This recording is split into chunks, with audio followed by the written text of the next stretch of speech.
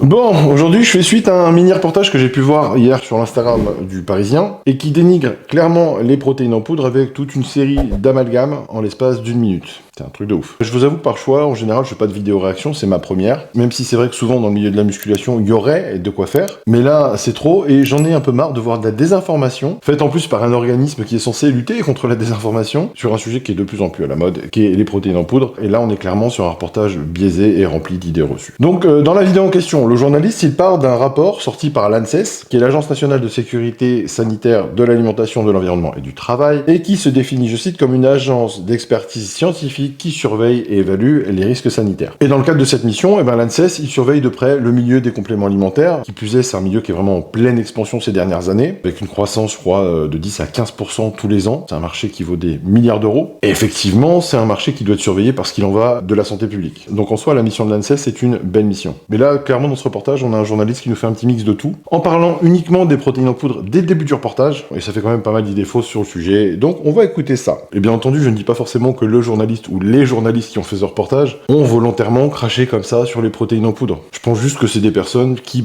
comme des milliers de personnes, ont des gros biais par rapport aux compléments alimentaires, et notamment, bien entendu, la protéine en poudre, parce que qui dit protéine en poudre dit musculation, et on sait que tout ce qui touche à la musculation est facilement assimilé au dopage. Donc je pense pas que ce soit du fait intentionnel du journaliste, c'est juste plutôt la traduction d'un courant de pensée au sujet des protéines en poudre en particulier, et c'est un complément alimentaire qui, bien entendu, est très safe. Donc c'est pour ça que ça me tenait à cœur de faire cette vidéo. Donc je vous propose qu'on regarde la vidéo, et puis à la fin, je conclue. Les prods pourraient être dangereuses pour votre santé. Ces produits enrichis en protéines pour prendre de la masse musculaire rapidement sont devenus très à la mode, car notamment conseillés par de nombreux influenceurs musculation. On est bien d'accord. Les prods pourraient être dangereuses pour votre santé. On parle bien des protéines en poudre, d'accord? Dès le début, et de toute façon, il suffit de voir les images que je vous partagerai. C'est juste des protéines en poudre qui sont montrées dans le reportage. Donc jusque-là, on est d'accord. Et ils sont désormais visés par l'ANSES, l'agence de sécurité sanitaire, qui a recensé 154 cas d'effets indésirables déclarés entre 2016 et février 2024. L'ANSES cite des cas de palpitations, de vertiges, d'évanouissement, de vomissements, de troubles du sommeil ou d'insuffisance rénale aiguë, et parle même de certains cas de risque majeur pour la santé, en précisant que 2 décès sont survenus et que 4 personnes ont vu leur pronostic vital menacé. Alors moi, ce que j'aime bien, c'est que dès le début, on te parle des protéines en te disant donc que ce sont des produits qui sont dans le collimateur de l'ANSES. Et ensuite, quand tu écoutes, on t'explique que c'est parce que entre 2016 et 2024, il y a eu 154 cas d'effets indésirables reportés, 4 personnes ont vu leur pronostic vital engagé, et il y a même eu 2 décès. Mais en fait, il y a eu 2 rapports de l'ANSES. Il y en a eu un en 2016 et un en 2024, donc est sorti en juillet 2024, celui dont il est question dans cette vidéo. Quand tu lis ces 2 rapports, tu t'aperçois que le spectre des compléments qui est visé, il est beaucoup plus large que ça, et on parle pas uniquement des protéines en poudre. Et d'ailleurs, ça coule de source, si tu t'y connais un peu, quand on entend la liste des effets secondaires, il y a quelque chose qui tourne pas rond. Le truc, c'est qu'en fait, dans ces rapports, on parle aussi beaucoup de brûle-graisse ou de produits stimulants à base de plantes ou non. Mais en tout cas, on parle beaucoup des produits stimulants. Et effectivement, on le sait, c'est un peu de culture muscu, tu sais que c'est ceux qui ont été, par le passé, même encore récemment, les plus problématiques. Donc je vais citer l'ANSES sur le premier rapport, je vous mettrai la copie à l'écran. Entre 2009 et 2016, 49 signalements d'effets indésirables susceptibles d'être liés à la consommation de compléments alimentaires destinés aux sportifs avaient été déclarés au dispositif de Nutri-Vigilance. Alors, on parle bien des compléments alimentaires, on ne parle pas uniquement des protéines en poudre. Depuis, l'ANSES a poursuivi sa veille sanitaire. Entre 2016 et février 2024, 154 nouveaux cas d'effets indésirables ont été déclarés à la suite d'une consommation de ces produits, toujours par les compléments alimentaires, dont 18 considérés comme très graves. 2 décès sont survenus et 4 personnes ont vu leur pronostic vital menacé. Et puis là, il recite les effets indésirables rapportés, donc effets cardiovasculaires, tachycardie, palpitations, voire arrêt cardiaque. Oui, avec les protéines en poudre, c'est très fréquent. Bien entendu, pour la team premier degré, je le précise, c'était sarcastique. Non, parce que j'en vois déjà certains arriver en commentaire et me dire « Ah tu vois, tu l'admets que les protéines en poudre, c'est dangereux !» Non. Symptômes généraux tels que malaise, fatigue, fièvre, vertige, effets digestifs, mais aussi neurologiques, accidents vasculaires cérébraux ont également été enregistrés. Alors là, ça va être un peu plus long parce que je vais m'étendre sur cette généralisation qui est un non-sens total. Pour le coup, là, c'est le passage où j'ai commencé à grincer un peu des dents. Alors là, au vu des effets secondaires qui sont cités, ceux qui s'y connaissent un peu en muscu, savent très bien que c'est pas des effets secondaires des protéines en poudre dont on parle, à moins que ta whey tu la sniffes, et là c'est une autre chose, et c'est pas de la whey. Allez, à la limite, tout ce qui va être soucis digestifs, nausées, vomissements, ballonnements, etc.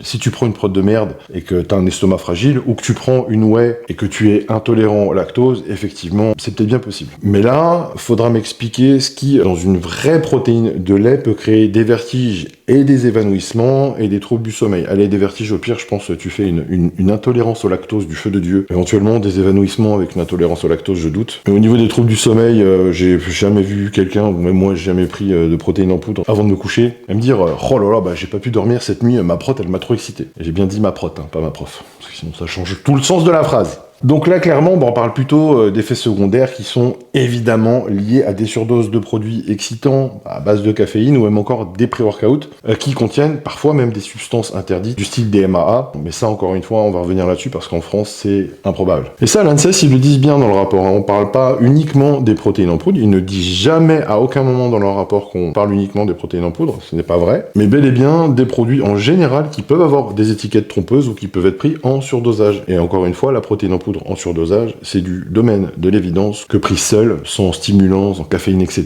ça ne va pas t'amener des palpitations. Puis même en termes de déclaration des effets indésirables, j'ai vu, moi, des gars finir à l'hosto parce qu'ils avaient pris trop de Clenbuterol. Ceux qui se souviennent du fameux Clenbuterol de l'époque Mallet Tiger s'en souviennent, il y en a plus d'un qui ont fini à l'hosto avec, et puis bien évidemment, quand le médecin leur demande mais qu'est-ce qui vous arrive, j'ai pris mes compléments alimentaires et voilà, j'en suis là. J'extrapole, hein, mais je sais que ça s'est déjà passé. Donc bien évidemment, il est possible que des cas qui ont été déclarés comme tachycardie, palpitation, vertige, choses comme ça peut aussi être des gens qui ont pris du Clenbuterol, qui ont déclaré qu'ils ont pris un complément alimentaire, ou des gens qui ont cru prendre un complément alimentaire qui contenait quelque chose du style Clenbuterol, DMAA, etc. Donc on blâme les compléments, faut voir la réelle composante de ces compléments, et il faut voir si c'était vraiment des compléments qui ont été pris. Il y a aussi l'aspect insuffisance rénale. Alors ça c'est pareil, c'est un mythe qui a la vie dure. De manière globale, ce qu'on en sait sur les protéines, c'est qu'effectivement sur une personne qui a une pathologie rénale, on déconseille de consommer de grosses doses de protéines, parce que ça fatigue le rein, ça le surcharge. Donc ça effectivement c'est vrai. Néanmoins, il a clairement été démontré depuis des années et des années et des années maintenant que la consommation de protéines, que ce soit alimentaire, via la nourriture solide ou via les protéines en poudre, elle n'a pas d'impact sur les reins. Et encore une fois, hein, là on est axé sur protéines en poudre parce que c'est ce dont on a parlé au début du reportage. Néanmoins, si je me fie au rapport de l'ANSES, ça reste assez vague à ce sujet-là. On parle d'une insuffisance rénale en réaction à la caféine chez une personne qui avait une insuffisance hépatique. On parle de 6 signalements d'effets indésirables entre 2010 et 2014 en Italie susceptibles d'être liés à la consommation de compléments alimentaires visant le développement musculaire, donc là ça reste très vague. Je suis pas sûr qu'il y avait des protéines dedans, mais en tout cas, même si on considère que ça, on parle de 6 signalements en 4 ans, et on dit bien que c'est susceptible, hein. Mais bon, admettons. On parle aussi du cas d'un homme de 20 ans qui a consommé 20 grammes de créatine par jour pendant 4 semaines. Alors déjà, bon, on est 4 fois la dose recommandée sur la créatine. Alors effectivement, on conseille, dans la prise de charge, qui dure 5 à 7 jours, de prendre 20 grammes de créatine par jour pour saturer les muscles plus vite, mais par la suite, on consomme 3 à 5 grammes par jour, c'est tout. Donc déjà, on n'est pas bon là dans les calculs. Ensuite, donc il était malade, douleur abdominale, nausées, qui se sont stoppées à l'arrêt de la créatine après qu'on lui ait diagnostiqué une néphrite. Et une néphrite, c'est ou bactérien ou viral, et à ma connaissance, c'est pas provoqué par de la créatine. En ce qui concerne cette fois les protéines, alors les seules choses que j'ai pu trouver, c'est le cas d'un jeune de 17 ans qui a fait une hépatite 3 mois après avoir commencé à prendre des BCA, de la créatine, des protéines de lactosérum et de la L-carnitine. Donc ici, la cause toxique, elle a été évoquée, et il a été remis sur pied 1 mois après avoir tout arrêté avec un traitement, mais bon, on n'a pas pu réellement analyser, encore une fois, le produit qui était réellement à l'origine de cette hépatite. Et encore une fois, j'aimerais aussi voir ce qu'il a pris. Même chose, un jeune de 27 ans, symptômes à peu près similaires aux précédents, 4 semaines après avoir utilisé a priori des protéines de lactosérum. Donc c'est pareil, ça reste très vague. Alors je suis désolé, en ce qui concerne les protéines en poudre, je ne vois pas ni les pronostics vitaux engagés, ni les cas de décès, et j'ai rien vu dans ces rapports qui semblaient corroborer ça. Allez, on continue. Toujours selon l'ANSES, si la plupart des industriels sont irréprochables, d'autres intègrent parfois des substances non autorisées dans le domaine des médicaments qui ne sont pas affichées sur l'étiquette. Ça oui, c'est vrai, ça s'est déjà vu, et pas qu'une fois. Alors même si c'est très marginal, oui, bon, ça s'est vu, par exemple, c'était il y a 2-3 ans, c'était l'affaire Blackstone Labs, je crois. Eux, ils s'étaient fait choper, ils foutaient des pro-hormones et des SARMs dans leurs produits, évidemment, pour que les gens prennent plus de muscles et deviennent des clients fidèles. Effectivement, pour le coup, ils avaient des clients qui étaient très fidèles, ça leur a coûté cher, puisqu'ils ont été condamnés à des peines de prison ferme et des amendes de l'ordre de 3 à 4 millions de dollars. Il y avait eu aussi USP Labs, avec le fameux Jack 3D, qui mettait du DMA dans son pré-workout, qui est une substance qui au début n'était pas interdite, qui par la suite l'a été. Et ce qu'on leur a reproché, c'est que quand c'était interdit, ça a été de faussement étiqueter leurs produits, parce qu'ils continuaient à mettre du DMA. Alors c'est pareil, eux ils avaient été condamnés, je crois qu'ils avaient pris une amende du style 4 millions de dollars, donc ils se sont fait bien fracasser. Donc oui, il y en a eu, et malheureusement, je pense qu'il y en aura toujours de manière récurrente, même si ça reste très marginal, parce que c'est un business qui rapporte beaucoup d'argent. Mais je sais qu'en France, on a quand même un niveau de contrôle et des autorités qui sont compétentes à ce niveau-là. J'ai jamais entendu parler de sociétés françaises qui avaient eu recours à ce genre de pratiques dans leurs compléments, et encore moins dans leurs protéines en poudre, pas à ma connaissance. Après, c'est sûr, si vous commandez vos compléments à l'étranger sur un site obscur, et puis des compléments dont vous savez que de toute façon ils sont interdits en France et que c'est pour ça que vous les commandez à l'étranger, pas vous étonner d'en être malade. Et là, en gros, vous tendez le bâton pour vous faire battre, surtout que pour certains d'entre vous, quand vous preniez du Jack 3D, vous preniez 3 ou 4 fois la dose qui était recommandée. Donc, faut pas vous étonner que certains fait de la tachycardie. Et le problème, c'est qu'après, suite à des agissements comme ça et des gens qui finissent à l'hosto, on blâme toute une catégorie de compléments alimentaires qui, eux, sont parfaitement sains pour la santé. Donc non, je pense qu'en France, c'est quelque chose qui est quand même... À ma connaissance, il n'y en a pas. Je pense que les autorités à ce sujet font leur boulot. Elles sont très compétentes et je pense qu'on est vraiment OK sur ce point. On continue. Alors comment expliquer ce manque de précision? Eh bien les compléments alimentaires ne répondent en fait pas à la même réglementation que les produits médicamenteux et donc selon l'ANSES, ce qui est mis sur le marché n'est pas contrôlé avant. Alors... c'est pas contrôlé avant, c'est censé répondre les produits compléments alimentaires qu'on vend, ils sont censés répondre de toute façon à des normes européennes. Après, il y a aussi le sérieux du fabricant, qui est de faire des contrôles sur ses produits. Moi, je sais que je le fais sur ma gamme, il y en a plein qui le font, c'est ce qu'il faut faire, hein. Même si on a un très bon rapport avec son fournisseur, dans tous les cas, c'est toujours bien de vérifier de manière régulière. Mais par contre, dire que les compléments alimentaires ne répondent pas à la même réglementation que les produits médicamenteux, effectivement, parce que c'est pas des médicaments. Les protéines en poudre, par exemple, c'est un complément alimentaire qui est extrait du lait. C'est un complément nutritionnel qui n'aura pas les mêmes conséquences qu'un médicament si on en prend en grosse dose. Et c'est un complément alimentaire au même titre que les poudres de perlimpinpin qu'on vous vendait à l'époque comme des poudres amincissantes ou des barres de céréales de régime, en fait. On est dans la même catégorie. Donc sur ces produits-là, on n'a jamais demandé de réglementation comme sur les produits médicamenteux. Je vois pas pourquoi on en demanderait sur des compléments alimentaires, surtout aussi inoffensifs que les protéines en poudre, parce que là, pour l'instant, je vois que quand je compare le reportage et le rapport de l'ANSES, je vois qu'on patauge un peu pour essayer d'incriminer les protéines en poudre sur quoi que ce soit. Mais en fait, ce qui est ouf, c'est que comme les protéines en poudre sont destinées aux pratiquants de musculation et qu'on a cet a priori des gens qui pratiquent la musculation où on estime que tout ce qui est complément pour la musculation, c'est toujours borderline avec du dopage, et ben voilà, on se retrouve avec des amalgames où on demande presque une réglementation des compléments alimentaires comme des produits médicamenteux. Or, c'est pas la même catégorie. Après qu'il y ait une réglementation sur les compléments alimentaires, il y a des normes à respecter, et ça, je trouve que c'est vraiment très bien. Et encore une fois, je le dis, en France, je trouve que c'est très bien cadré. Donc là, je trouve qu'il y a une petite manière insidieuse de comparer les compléments alimentaires aux médicaments et peut-être indirectement même aux stéroïdes anabolisants. Et pour moi, c'est un gros hors-sujet.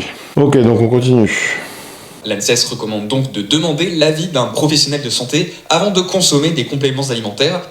Alors là, c'est intéressant. L'ANSES recommande donc de demander l'avis d'un professionnel de santé avant de consommer des compléments alimentaires. Là, ça peut bloquer. Parce que, ok, consulter un professionnel de santé, c'est en soi pas une mauvaise idée. Mais lesquels? Est-ce qu'on va consulter les mêmes professionnels de santé qui font régulièrement des vidéos pour vous dire que les protéines, ça flingue les reins, alors que même dans le document de synthèse de l'ANSES, donc qui est cet organisme qui surveille les compléments alimentaires, il est expliqué qu'il n'a à ce jour pas été démontré de nocivité au niveau des reins dans le cadre de la consommation de protéines, que ce soit solides via la nourriture ou en poudre. Est-ce qu'on va consulter aussi les mêmes professionnels de la santé qui vont te dire que la musculation, ça te flingue le dos? Est-ce qu'on va consulter les professionnels de la santé qui te disent que si tu prends de la créatine, tu seras positif à un contrôle antidopage? Parce qu'avec tout le respect que je leur dois, il y a quand même un nombre assez conséquent de professionnels de la santé qui ont une super mauvaise opinion des compléments alimentaires et qui les assimilent clairement à du dopage. Donc là-dessus, il y a un gros travail à faire aussi. Et consulter un professionnel de santé, oui, et qu'il soit bien informé dans le domaine, c'est une absolue nécessité. Et malheureusement, ils sont pas si nombreux que ça. Par contre, ils sont très nombreux à avoir des gros biais négatifs à ce sujet. Et on le voit, vu la production de vidéos de certains médecins qu'on peut retrouver sur les réseaux sociaux.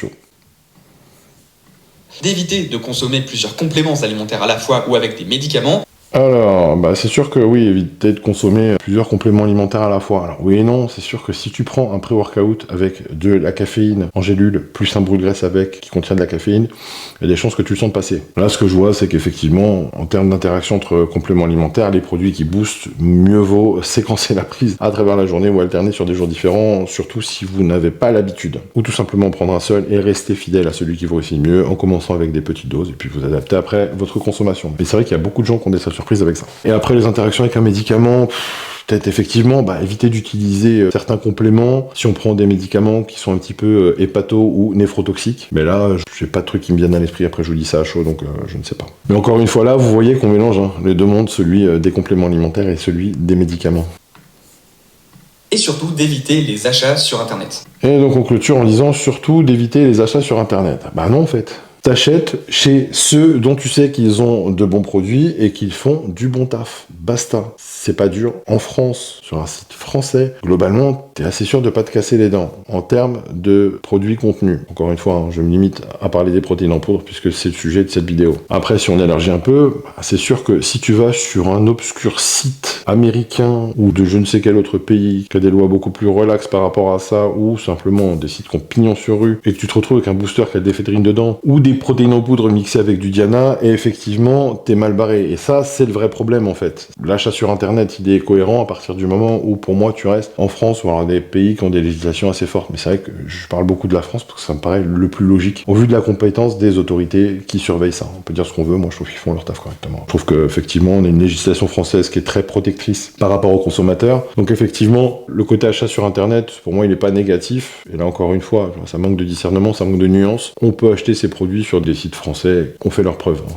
C'est pas un souci d'acheter sur Internet. De toute façon, beaucoup de produits que vous allez retrouver sur Internet, vous allez les retrouver en boutique quand vous allez les acheter, et même en pharmacie, si vous achetez vos produits en pharmacie. Donc en conclusion, il y a pas mal à dire quand même. Je l'ai déjà dit, je le répète, je ne comprends pas cet acharnement en particulier sur les protéines en poudre. Ou peut-être que je le comprends malheureusement trop. Commencer une vidéo où on parle des protéines en poudre pour ensuite citer des généralités faites sur l'intégralité des compléments alimentaires dans les rapports de l'ANSES, en clashant ce produit que sont les protéines en poudre, qui est désormais un produit grand public, et tout à fait ça, je trouve ça dommage et je trouve ça pas honnête. Et comme j'ai dit, je ne pense pas que c'était forcément intentionnel de la part des journalistes, je pense que c'était un gros raccourci rempli d'idées reçues et d'amalgames, et je pense qu'il y a une tonne de gens avec qui on peut discuter au quotidien qui sont persuadés de la véracité de ce reportage et qui étaient déjà convaincus, même avant ce reportage, que les protéines en poudre pouvaient te foutre les reins en l'air, le fond en l'air, pouvaient potentiellement te tuer, c'est certain. Clairement, on est dans un pays qui a une dent contre les pratiquants de musculation, et clairement, j'ai parfois même l'impression d'être dans un pays où on a des idées reçues sur les gens qui essaient de mieux se porter physiquement. Mais bon, ça c'est une autre histoire. Encore une fois, je vous le dis, pour moi ça c'est hyper révélateur du problème de société, parce que j'estime qu'on a un problème de société avec la musculation, avec cet amalgame qu'on fait entre protéines en poudre et stéroïdes anabolisants. Est-ce que c'est prêt de changer? Je sais pas. C'est clairement en train d'évoluer, parce que la musculation ça se démocratise, parce que les compléments alimentaires ça se démocratise aussi. Voilà, j'espère ne pas trop vous avoir saoulé avec cette vidéo réponse, c'était exceptionnel, j'en fais jamais. Est-ce que j'en ferai dans le futur? Je ne sais pas, mais en tout cas, je voulais vous partager celle-ci. Donc je vous dis à très bientôt pour une nouvelle vidéo.